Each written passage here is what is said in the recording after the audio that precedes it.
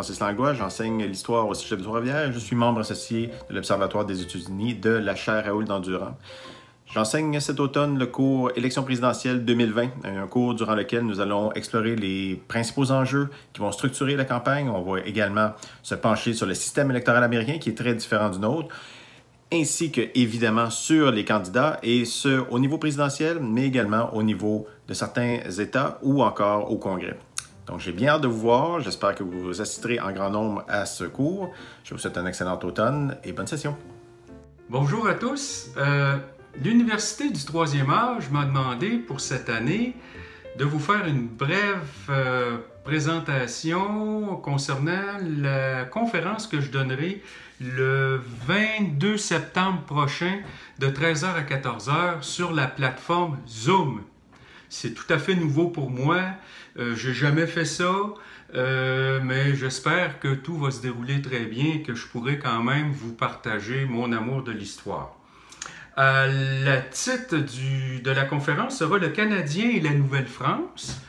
Ici, nous n'étions déjà plus des Français. C'est très intéressant pour moi parce qu'on touche beaucoup à l'identité québécoise.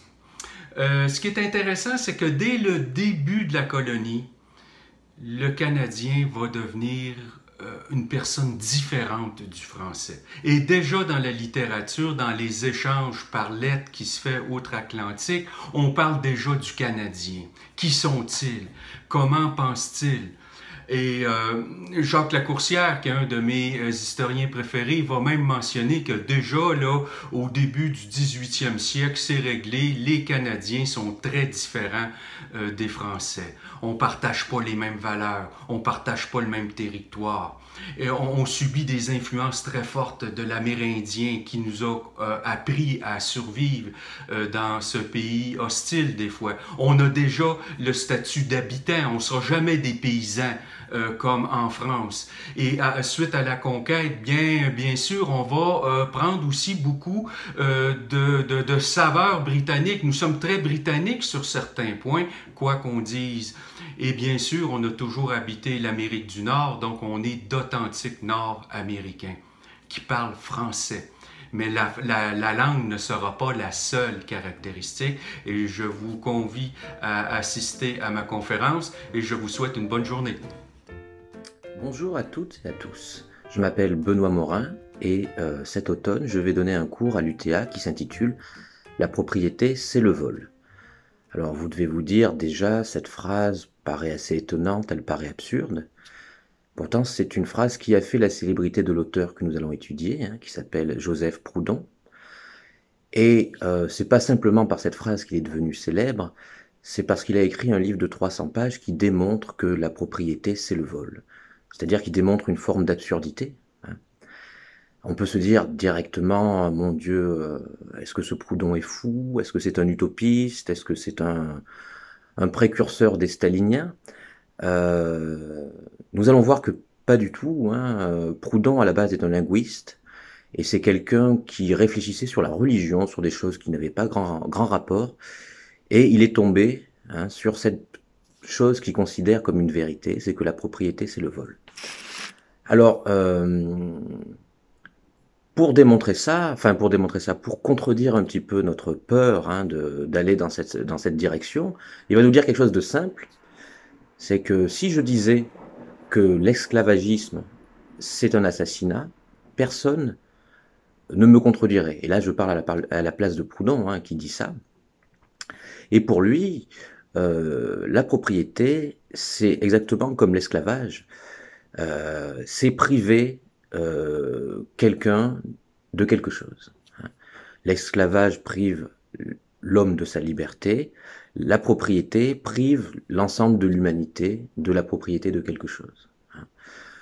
Donc, c'est ce que nous allons chercher à comprendre un peu plus cet automne.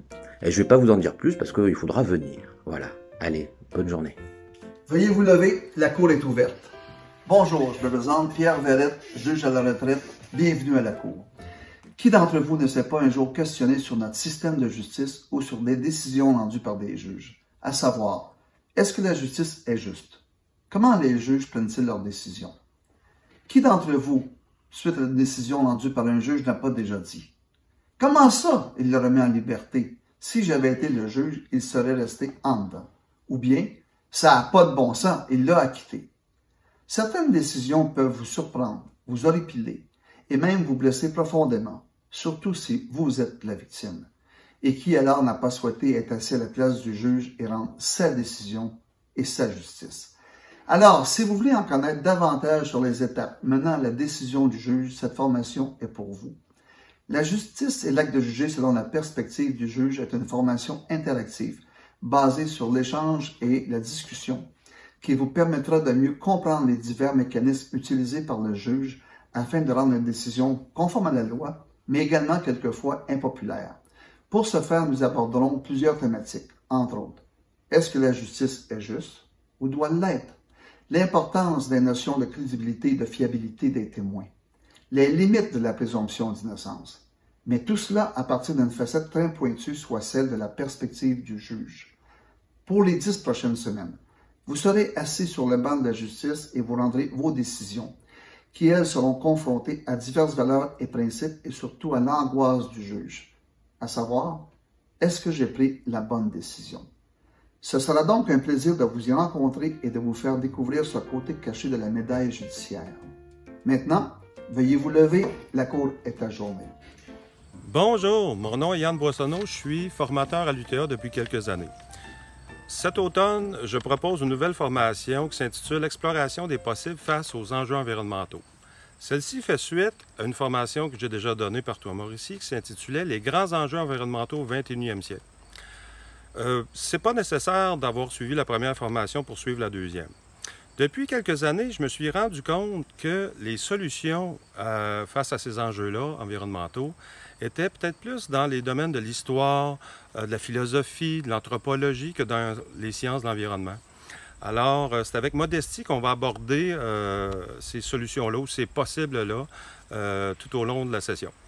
Alors, première séance, c'est sûr qu'on va revenir sur les grands enjeux environnementaux pour mettre tout le monde à niveau, là, hein?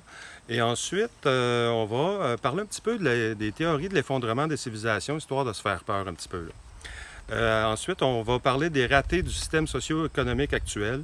Pourquoi le développement durable n'a pas livré la marchandise, par exemple. Et par la suite, on va explorer d'autres possibles qui font référence, par exemple, à l'économie verte, basée sur les énergies renouvelables, le solaire, l'éolien, etc. Est-ce vraiment une solution? Ça, c'est plus conventionnel comme solution. Ensuite, on va parler d'autres solutions moins conventionnelles, mais qu'on entend de plus en plus parler, telles la décroissance, des choses comme ça. Ensuite, on va voir les solutions, à quelle échelle on va pouvoir les appliquer, c'est-à-dire au niveau individuel, collectif et même au niveau de la gouvernance mondiale. Alors, cette formation n'a pas la prétention de présenter la solution ou la voie à suivre, mais plutôt de se pencher et réfléchir sur ces possibles face à ces enjeux environnementaux-là qu'on retrouve au 21e siècle. Alors, on vous attend cet automne en grand nombre.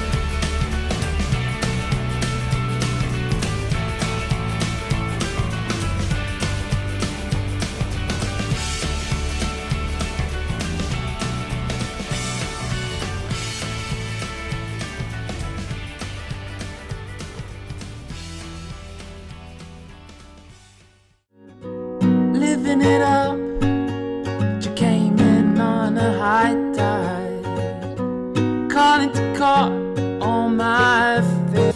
The old house is still standing, though the paint is cracked and dry, and there's that old oak tree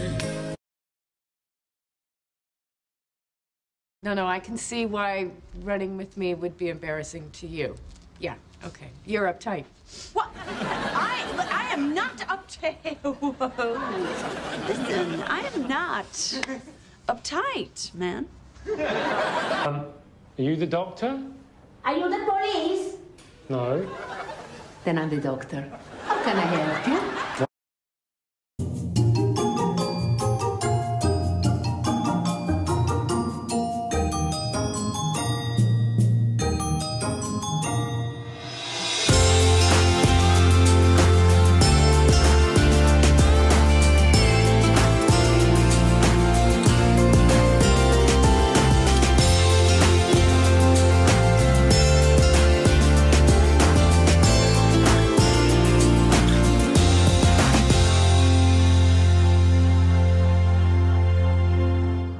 Bonjour à vous, chers apprenants et apprenantes.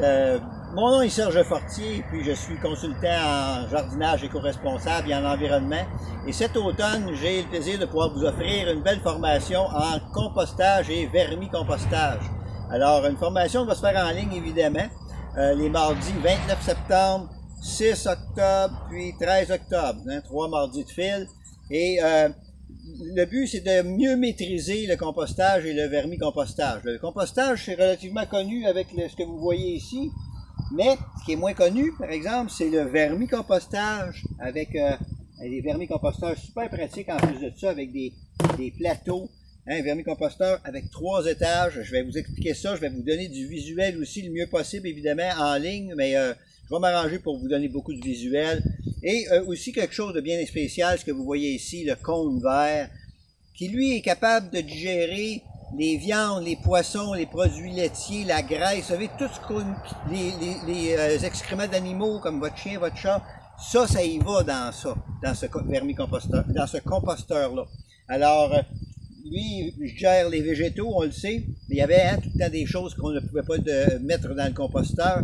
Alors maintenant, c'est possible de le faire. Fait que tout ça, ça va être expliqué dans cette belle formation-là qui dure 3 mardis, de 9h30 à 11h. Ça va me faire un plaisir de pouvoir vous voir en ligne et puis qu'on puisse discuter de ça, de démystifier ce qui entoure le compostage. C'est facile à faire.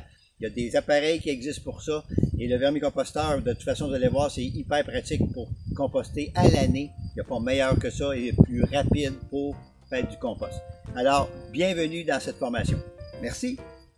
Bonjour, je suis Louis Marchildon, professeur retraité de physique de l'UQTR. Cet automne, j'aurai le plaisir de donner à l'UTA le cours qui s'intitule « La grande histoire des origines ». La grande histoire, qui correspond à ce qu'on appelle dans les milieux anglo-saxons « Big History », consiste à mettre dans le contexte le plus vaste possible la situation dans laquelle se trouve aujourd'hui l'humanité. Bien sûr, l'histoire générale fait cela jusqu'à un certain point, mais la grande histoire le fait de façon vraiment plus globale en essayant de remonter jusqu'à l'origine de l'univers. Concrètement, le cours s'articulera autour de 8 seuils de complexité croissante.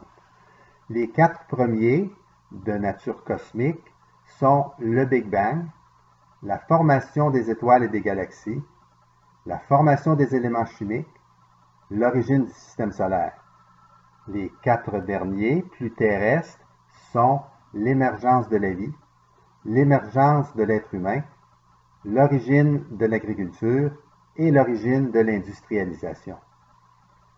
La grande histoire s'apparente au mythe d'origine que plusieurs civilisations ont développé au cours des millénaires, mais contrairement au mythe, elle se base résolument sur les connaissances scientifiques actuelles. Elle favorise un rapprochement entre les sciences naturelles et les humanités et nous engage à prendre conscience de nos responsabilités planétaires. Le cours sera donné au moyen de la plateforme Zoom, qui se prête bien à l'interaction avec les étudiants et aux questions. Je fournirai des notes de cours qui seront complétées par des suggestions de lecture et de sites web. Le cours commence le 21 septembre. Je vous y attends. Bonjour tout le monde, ici Luc Blanchette, enseignant en psychologie. J'enseigne d'ailleurs cette discipline depuis 23 ans au Cégep de Trois-Rivières. J'enseigne également à l'UTA depuis près d'une dizaine d'années. La formation que je viens vous offrir, qui est une courte formation de 5 semaines, est sur l'anxiété, l'angoisse, le stress. Dans ce cours-là, on va d'abord débusquer un petit peu ces 3 termes-là qui sont très semblables, très reliés, mais qui sont quand même différents. On va essayer de voir aussi comment ça fonctionne, le stress, comment ça fonctionne, l'anxiété dans notre corps et dans notre esprit. Puis ensuite, on va essayer on va regarder ensemble quelles sont les stratégies et trucs pour mieux gérer, pour mieux vivre avec le stress et l'anxiété, parce qu'il ne s'agit pas de l'éviter, il s'agit de vivre avec. Vous allez voir qu'il s'agit de choses relativement simples. C'est parce que ce n'est pas nécessairement compliqué gérer le stress. C'est surtout que ça demande de la persévérance et de la patience, parce qu'on ne devient pas maître dans l'art de gérer le stress ou de gérer l'anxiété facilement. Ça prend du temps, ça prend des habitudes de vie, ça prend certaines stratégies. Alors, je vous invite à participer à cette formation-là et j'en profite également pour vous souhaiter, selon le contexte de la pandémie, de vous souhaiter une bonne rentrée virtuelle et au plaisir de vous voir également en ligne. Bonne rentrée à toutes et à tous. Au revoir. Saviez-vous que l'avenir de 2 futurs premiers ministres s'était joué lors des rébellions du Haut-Canada en 1837? Saviez-vous qu'on ne connaissait pas la date exacte de la naissance de John Alexander Macdonald? William Lyon Mackenzie King a été le premier citoyen canadien à obtenir un certificat de citoyenneté en 1947. Et avant d'être premier ministre, Wilfrid Laurier fut membre de l'Institut canadien alors que le radicalisme libéral était en pleine lutte avec l'Église catholique au Québec. L'histoire canadienne comporte encore de nombreux inconnus. La vie et la carrière des premiers ministres du Canada aussi. Ce cours est une invitation à découvrir le cheminement des grands hommes qui ont fondé le Canada depuis la Confédération. Ces hommes sont des pères de famille, des industriels, des entrepreneurs, des avocats. Ils ont surtout été des hommes politiques au cœur du développement politique et économique du pays depuis sa formation en 1867. Cet automne, je vous invite à découvrir leur vie et leur carrière à la tête de la plus grande institution démocratique du Canada. Mon nom est Sarah Lapré, je suis enseignante en histoire et j'aurai la chance cet automne d'enseigner le cours Vie et carrière des premiers ministres du Canada. J'aurai ainsi la chance de répondre à toutes vos questions. À bientôt. Bonjour, je m'appelle Jean-François Veilleux et je suis doctorant en études québécoises à l'UQTR. Il me fait plaisir de vous présenter pour une 4e année mon cours à l'UTA, Québec, 500 ans d'histoire et de mémoire. Mon doctorat actuel porte sur l'histoire des festivals de musique au Québec, mais mes autres champs de compétences sont l'histoire de la présence française en Amérique du Nord, le nationalisme québécois et tout ce qui touche à la culture de la nation québécoise. Le premier cours va servir d'introduction à des notions de base comme les fondements chrétiens de l'Occident, les origines européennes de la langue française, les peuples autochtones de l'Amérique du Nord et tout le contexte autour des grandes découvertes. Le reste du cours va être divisé en 3 grandes périodes distinctes de 4 cours chacun. D'abord, le régime français, Jacques Cartier, la colonisation par Samuel de Champlain, les filles du roi, le régiment Carignan-Salière, la Grande Paix de 1701, les loisirs et les habitudes en Nouvelle-France et les conséquences de la conquête de 1760. Ensuite, le régime britannique, donc l'acte de Québec, l'acte constitutionnel qui crée des institutions parlementaires, les 2 invasions du Canada par les États-Unis, la révolution de 1837-38 et sa répression. J'ai écrit un livre là-dessus, donc on va rentrer dans les détails. L'acte d'union, l'incendie du Parlement de Montréal et la venue de la Capricieuse. Enfin, 3e période, le régime canadien, donc les raisons de la Confédération de 1867, la pendaison du chef métis Louis Riel, les 2 crises de la conscription, la prohibition, le régime de Duplessis, la Révolution tranquille, la venue du général de Gaulle, la crise d'octobre et la crise constitutionnelle, ainsi que les 2 référendums. Le 13e et dernier cours va permettre de faire un bilan de l'actualité récente, décrire les principaux symboles du Québec et la nécessité d'une politique de commémoration. On va parler de la place du Québec moderne dans la francophonie et démontrer, chiffres à l'appui, PIB, ressources, territoires, que le Québec est aujourd'hui la 27e puissance économique mondiale. À bientôt. Contact aujourd'hui en direct de ma cuisine en pleine rénovation pour vous parler de philosophie de la connaissance, un cours que je donne cet automne à l'Université du 3e âge. Là, c'est pas pour rien que j'ai choisi ma cuisine pour vous parler de philosophie, c'est parce que je sais que pour plusieurs d'entre vous, la philo, c'est abstrait, c'est du blabla inutile, c'est des questions qui mènent jamais à rien. moi je vous propose un cours à la manière de Mérino, c'est-à-dire un cours où on sent qu'on a des avancées concrètes à chaque séance.